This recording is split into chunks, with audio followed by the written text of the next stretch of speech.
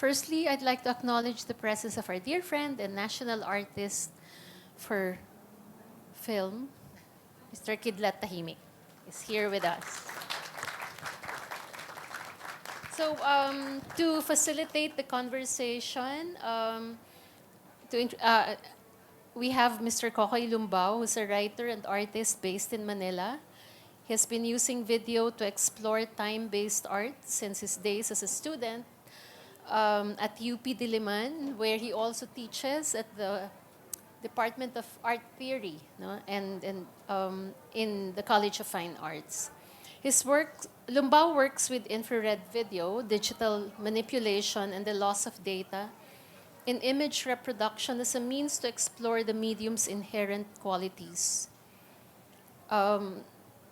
His his works have been featured in exhibitions such as Move On, a traveling show a traveling show, a collaborative project with Alternative Space Loop in Seoul, and Futura Manila at Osage Gallery in Hong Kong. He's also one of the co-founders of our co-presenter, Lost Frames. Kokoy, thanks. Ay, sorry. Yeah.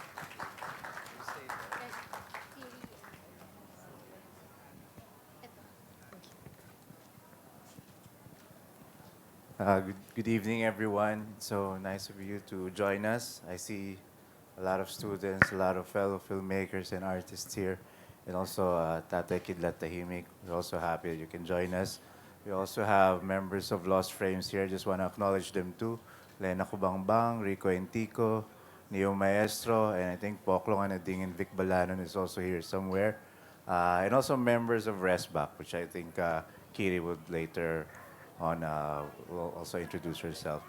So I guess just to continue the discussion, in a way, I guess the whole program is really an ongoing conversation, no? Beginning with Kiri's participation in Documenta 15 in Kassel, being part of Lumbung, as part of Lumbung Artists. And for some of you, if you haven't heard of Documenta yet, it's one of the long running international art festivals, now on its 15th iteration, which showcase international artists, international tendencies, and contemporary practices, no, in art.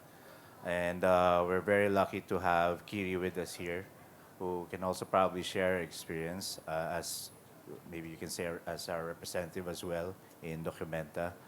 And as I've said, as an ongoing conversation, and as you can see from the films that were shown, beginning with Richard Bell's Broken English and Christian Nyampeta's A Flower Garden. That's a long title of Loveliness, something like that. Sorry. And of course, Kiri Dalena's Requiem for M. We can all see that there are shared concerns, shared experiences, maybe you can say, and shared, just using the Filipino term, adhikain, no? That goes beyond borders. And we would like to continue the discussion here. Also, Kiri will present her own organization, Resback. And as some of you might have heard of or experienced, every time Resback, Lost Frames, and other organizations that we included, no, like Mayday and Los Otros, we all try to continue, present discussions and talkbacks, you know, after each screening, so we can, everyone can participate and everyone can share their insights and ideas. So it will just not end with the screening. It can be an ongoing conversation, and pretty much what's going on with the works that were presented earlier. So siguro, I'd like to ask Kiri first about her experience and about being part of Lumbung and the values and ideas behind Lumbung. If we can start with that, Kiri. Then later on, of course, we'll open the floor to questions and other ideas you want to share. Some of the artists are not here with us, so you are all free to give your own insights. We will try to give our own interpretation of the work, but anyway, very informal. So maybe Kiri, if you can say a few things about your experience in Documenta. Yeah, maybe about the film first. I didn't realize how it still resonated, at least for me. I don't know for you. Requiem for M.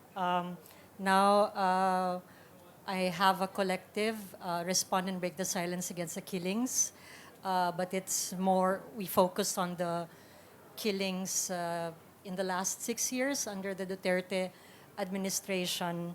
But yeah, after watching Requiem for M, which captured what I felt immediately after, in the aftermath of the Maguindanao massacre. I don't know if many of you are still young. We're still young when that happened, 14 years ago. But this sense of just the endless funerals, how you just wanted to take take us away from that situation.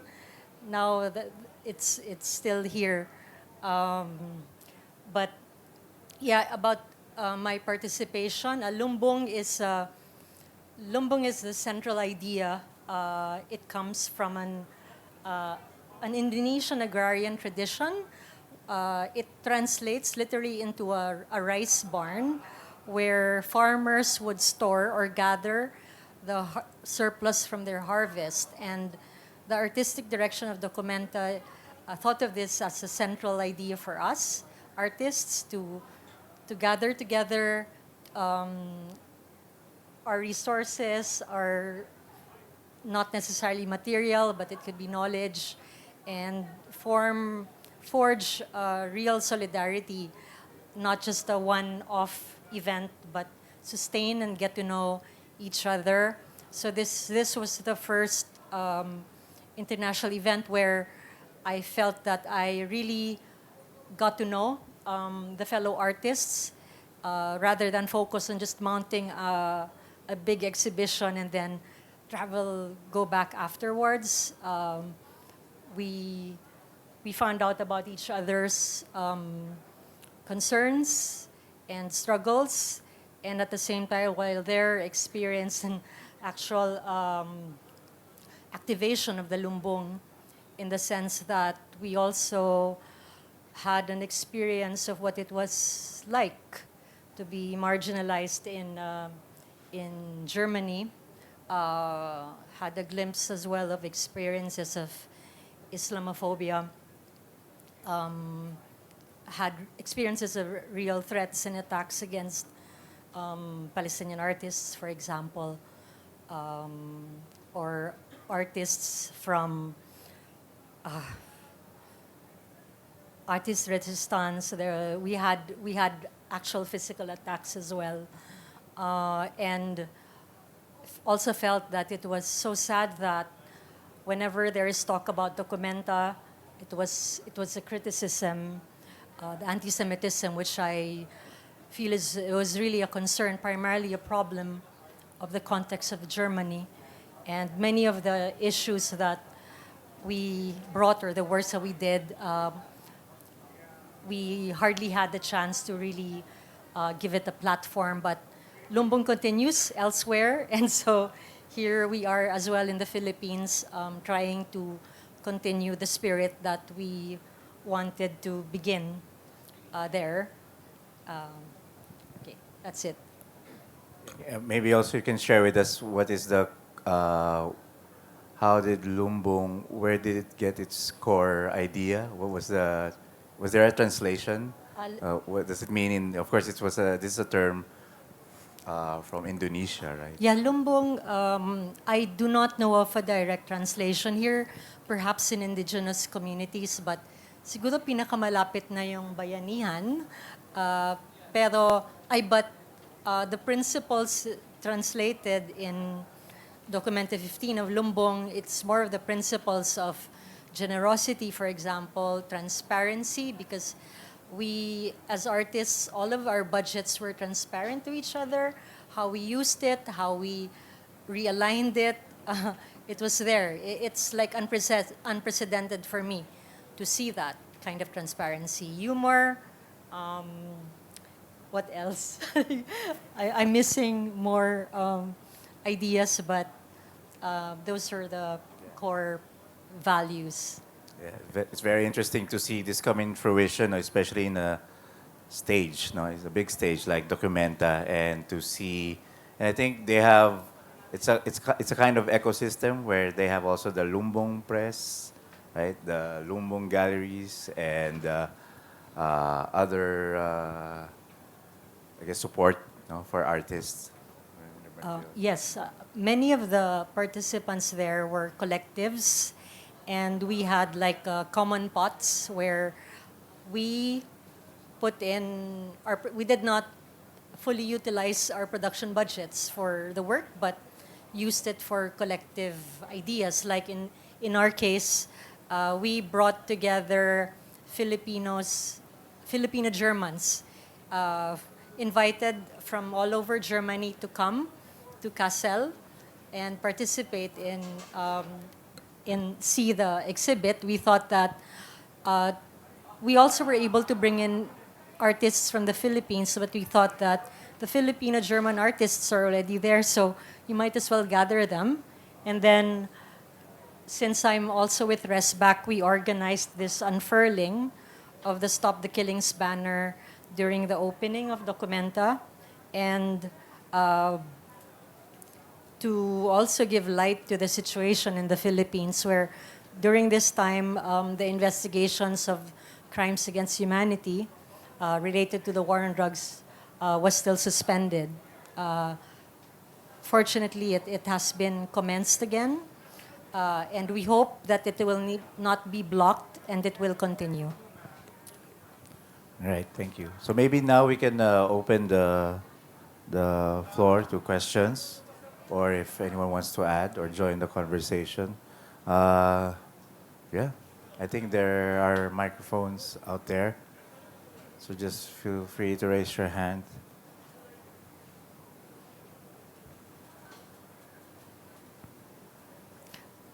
About the works or about Documenta or Kiri's participation, or about any of the collaboratives that are participating right now, like Lost Frames and Pressback. If I'd also like to, I know this is just a limited time, but our, our, our collective has a cafe, a space in Cubao X, which is open 7 times a week. 7 times a week. Uh, it's a coffee shop as well downstairs, where survivors of the war on drugs have been trained as baristas for gainful employment. And upstairs, it's a transforming space. Sometimes it's for talks, exhibitions, or film screenings. We have a pay what you can situation there. So that we do not have to refuse anyone. So you're also free to join us, approach any of us. But yeah, I mean, it's just so difficult to. I mean, I'm just happy that you have a glimpse of our works now, as well as the works of Christian and Richard. I think in Documenta 15 that was my first time to also interact with artists from Iraq, from Palestine, from Lebanon, and it was just so wonderful to see that there are so many similarities and the strategies that they have done to sustain their work as artists and as human beings, even while a war is ongoing. Okay, I'll stop talking. Kokoy, maybe you can say something also about Lost Frames, because yeah. it's also a collective. Yep. Yes, also you can find us on www.lost-frames.org. We do regular screenings, and what we usually do is find works or most of the time, people try to volunteer their works. These are works done in video, film, other media, moving image works, which are still finding their own audience, are sort of lost within the film festival circuit. No, some were shown in galleries or exhibitions who that had limited audiences back then, and some are simply works in progress, no, which they want to try out, no. So it's a very informal screening, and usually what we do is we just do it in a informal space. Just have our projection there with everyone free to talk, and there are conversations after, and there's always food and drink. So if there's if we have a next schedule soon, we'll just check us out from our Facebook and website. Okay, keep you posted. Yun lang. So questions or anyone would like to join the conversation, please. Maybe Kiri, I want to ask, after Documenta, so we have this Lumbung film, the repository. How, aside from the recent collaborations we've done, how are you connecting with the artists after the Kassel experience? Well, in terms of Lumbung film, there's a Lumbung film in Basel on Feb 24, and I have as Resback, we have collaborated with the artists in Australia, refugee art projects through Safdar Ahmed last December, and like aside from the Lumbung, like right now, I'm also collaborating with not a Lumbung artist, but a Documenta, like their media head. So he came here last February and then really loved the Philippines and would like to come back in April and would collaborate on a work on the war on drugs and more. So those are some of the collaborations, and yeah, there are invitations to show the installation that I did. It's still in the process. Maybe it won't push through, so I won't talk about it first for now, because it's it's demanding to make a 5-channel video installation. But maybe we'll see. I'm not but we would love to have it shown here anywhere in Manila. Maybe Art Fair can help us. Yeah, those are just some of the ongoing collaborations. And in Germany, I thought it was over because I mean, it was really exhausting. So there are more work connected to Germany in the months to come and the next year. So there.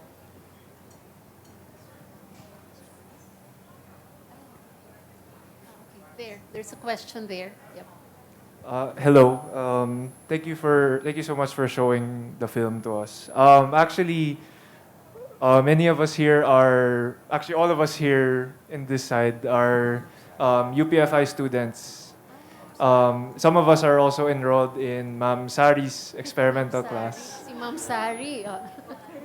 So I just want to ask, how can young student filmmakers involve themselves more with such issues tackled so that we can be able to contribute to the conversation nga po, especially if these issues are not directly our experiences? You're specifically film students? Yeah, talk to me and us after this. Like we can, May mga please. projects na. Yeah, we are. We have. I think on your own you can also do it, or gather together if you don't have resources. like in the case of Requiem for M, I did not have my own camera. I borrowed the camera. And then, oh, specifically, I won the Ateneo Art Awards that year and used the money for our, to add for the plane fare. And because of that, like I was able to bring another filmmaker, Ajani Arumpak, to help, who's now a teacher there as well. Di ba dean nila? Ay, no, sorry. Department head. Yes, your department head. At that time, she was very like kaladkarin. Now I could never invite her. Like tonight, she's so busy now. But yes, we would be very happy if you don't have contacts, connections yet. Feel free to approach us. Like right now, it's like I have an aunt who's also in environmental activism. So even that, there's so many concerns, not just about the killings, but also about the environment. You could easily organize discussions or talks with you, and specifically how filmmakers. I started as a volunteer film documentor in Southern Tagalog. I still do that, but it's becoming more and more difficult because I have a child now. So we welcome UP film students, even non-students. Yeah, if I may also add, because you can also send it to us, no? Aside from Kiri's, we also, because we try in Lost Frames to really eliminate this idea of gatekeeping. So we just really try to accept and accept and accept. As long as it can fit in the program, we do accept and show works. And it's a good thing that you have Kiri to ask about form and content, which I think she will bring a lot of experience and knowledge. But that's something that I want to add based also on the films that we've seen and the films that I've seen when we're doing our screening events, is you push the conversation through the form. If you have a form that can make, audience interested, like for example, these films that we've shown here, Richard Bell's mockumentary style, which is very entertaining. You have Christian Nyampeta's sort of like conference turned into film to address that educational, structure. Na there's always a problem with the educational structure. Na you have to be there, you have to be present. Siya ginawa niyang film to address, to include all the voices that he needs to include. So if you can just find that form to push the conversation further, and also like Kiri's work, which uses a device, diba, yung parang reverse, to push that idea and to make conversation even, I don't want to say subversive, but at least more interesting. Kasi mahirap sa panahon na ito. Strategies na agad si Kokoy. Ako pa Sorry. lang. But yeah, I'd be honest, I'm very shy, especially noon. I didn't really consider myself an activist, and the camera became my way of like I was shy, so I had the camera and then I could shoot, and I think that was my way of immersing. Back when I was still based in Southern, I have a migraine, that's why I'm doing this. So, but yeah, that was the thing. I also did not imagine before that I would become an activist in the process. So the camera was the set the course. I followed the camera. And hi, we just also want to say that ResBack is a volunteer-driven group Recruiting collective. already. Oh, right. So, it's a volunteer collaborative effort. Lumbung is that idea, right, of giving what you can and allowing for that community to really push forward what's necessary. Yeah. Yes, and I think we've grown more conscious as well, be kinder to ourselves. So, according to your capacity, as filmmakers, as students, and if you're tired, exhausted, stop, rest. We have those principles with rest back because it really is not easy, especially in our present day conditions. And that's why we're also grateful to Ateneo Art Gallery for creating this space in the art fair, this unexpected space for us, and also for Lost Frames for always saying yes when we ask to collaborate because we are stronger when we are more. Yan. But is it still okay? Pwede pa, okay pa. What time is it? Meron pang questions? Siguro mga...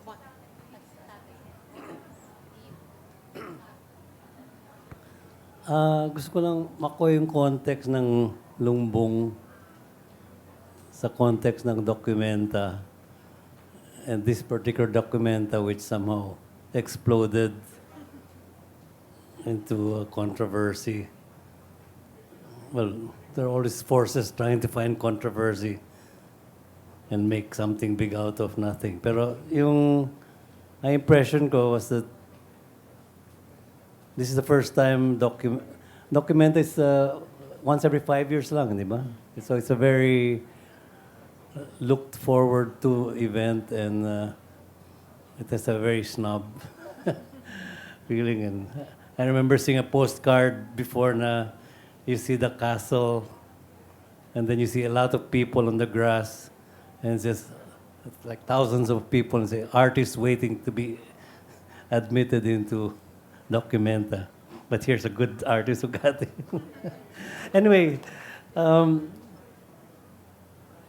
yung pag-curate ng documenta, I guess they have, maybe after 1 or 2 years, maybe or 3 years, they're looking around. Pero they chose a Indonesian art cooperative to be the curator for this. Ang pagkaintindi ko, parang sila rin ang nag-map out ng personality of this particular documenta. Now, for example, I'm also trying to understand lumbung. I won't use the word cooperative, pero it's like an energy center for collaborative films. When I hear the word lumbung, I hear sumbung, and I hear lumaban, and I even hear bungkar, no? But yung context of the... so, were you curated by that... Your whole group was parang gallery na inimbita ng that Indonesian group who was doing this? And were you also involved in that controversy that... I think it was a rightist conspiracy, the rightist press that made a big thing about 1 or 2 small details in a big, yan, yung malaking painting. And then tried to find a way to trash the whole festival, no? So that's how people look for one small detail and try to discredit a whole thing. So, anong relationship ng lumbung to the curators? And was I correct na they also chose lumbung as one of their highlights in the festival? Okay, so the artistic direction was with Ruang Rupa, a collective from Indonesia, and lumbung is the central concept for Documenta 15. In fact, it was Documenta that was invited to the lumbung. And so that's the idea. And I think they also hesitate to say that they curated us. Because we were, for example, even with our production funds, we discussed it openly and decided to invite more collectives and artists to come. And you mentioned the idea of Documenta or the reputation of Documenta as being a snob. And I think that was one thing that the Lumbung also tried to break for Documenta 15. Even artists I met there who have been going to the previous iterations of Documenta, because from college onwards in Germany, that's part of their obligation to attend. They said that this was like the warmest one that they attended. The spirit was so amazing. And it was just beautiful how we came together. But from the onset, there were already criticism about the selection of Ruang Rupa, a group from the Global South, curating or leading the artistic direction of Documenta. And previous to that, the inclusion or the invitation of artists from Muslim, let's say, I'll say directly, Muslim countries, specifically, for example, Palestine. So we really felt that the reaction was hysterical, and the coverage of the German press was unfair. And the Documenta administration also, we felt, did not really protect or stand its ground, or we felt that there was so much pressure from the state and other actors that it took a death threat, an actual death threat, on an artists collective to make them hold an investigation. But previous to that, there were already attacks and projections equating Ruang Rupa as Nazis. I was also called a Nazi at some point. We were trolled online, and yeah, it was just disconcerting, and then yeah, that was what happened, and the lumbung was activated in a real sense, where we came together almost every day in hybrid, like meeting, and how we would address it together, coming out with statements, also creating ways to also help us. I don't know if it's understandable to the entire audience. It's just difficult to talk about something so detailed when the context of what Documenta is or what happened, the timeline is also not presented. So it might not be very meaningful to talk about it now. But yeah, we could discuss it further on, like Kidlat, like what happened. This is the controversial piece, by the way. It's by a collective called Taring Padi, tama ba? Also from Indonesia. Yeah, which was asked. People's Justice.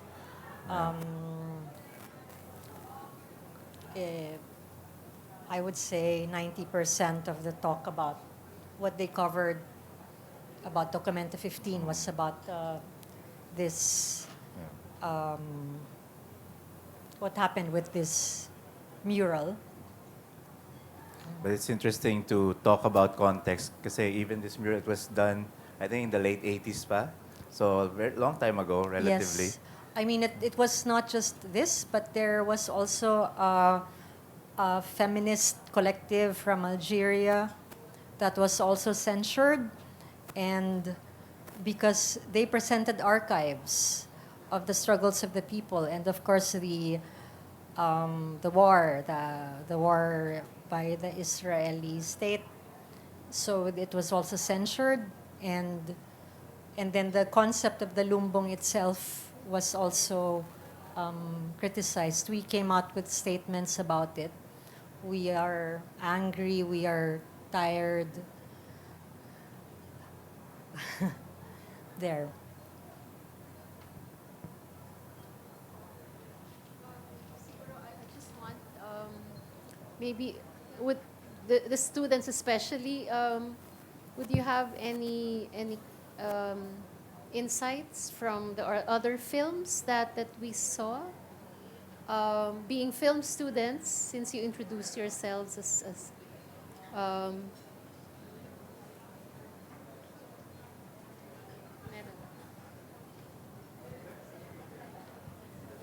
Hi, from Miss Sari's class as well.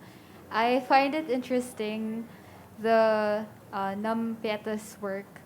One segment there, the woman was talking about looking forward to the future and how women can be themselves and accomplish things without binding themselves with social expectations of having a husband or any of that. I find it interesting that that preceded your work, which talked about how we wish we can turn back time, because that one was talking about looking forward to the future, while your work was talking about and literally showing us turning back time. And I was curious about, I am curious about if there are any works or any interviews that you were able to do, or anything that will show people about what what the victims are looking forward to sa future, having experienced that kind of violence. Yan po. Okay, there are layers to Requiem for M. I think it's not just specific to the victims of violent incidents like this, that we wish that we did something else. We wish that we did not go in this direction. We wish we spent more time with someone. So the idea of turning back time. But for me, I also read the film in another way, where you want, it's not actually the past, it's also the present and the future. Like, I do not want us to be in this event, in this situation of always being in funerals, always in tragedies, always in mourning. I just wanted us to be taken away. Not just me, but everyone else. Maybe a specific idea that came to me, because when I would do coverage of in remote places like this, there would be more impressionable, or like say younger filmmakers, for example, who would say, oh, I wish I could do what you do, like go to these places, also cover this. I mean, I think it's good in a way that you want to do that, but honestly, it's not something that I wish that we had to do. If you get my point, I wish that we did not have to do this. And also, walking behind the people, like there's a shot there of two old women, a couple, they were in their 70s, and they were there for their son, who was not even part of the convoy. He was not a journalist, he was not a relative of Governor Magudadatu to file an election candidacy. He just happened to be on the same road. He was delivering eggs. That was their business. And he was included by the armed men. His car, along with another red Vios, you would see a strip of red there in one of the footage. Those are not included in the convoy. The red Vios was rushing someone to a hospital that was on the same road.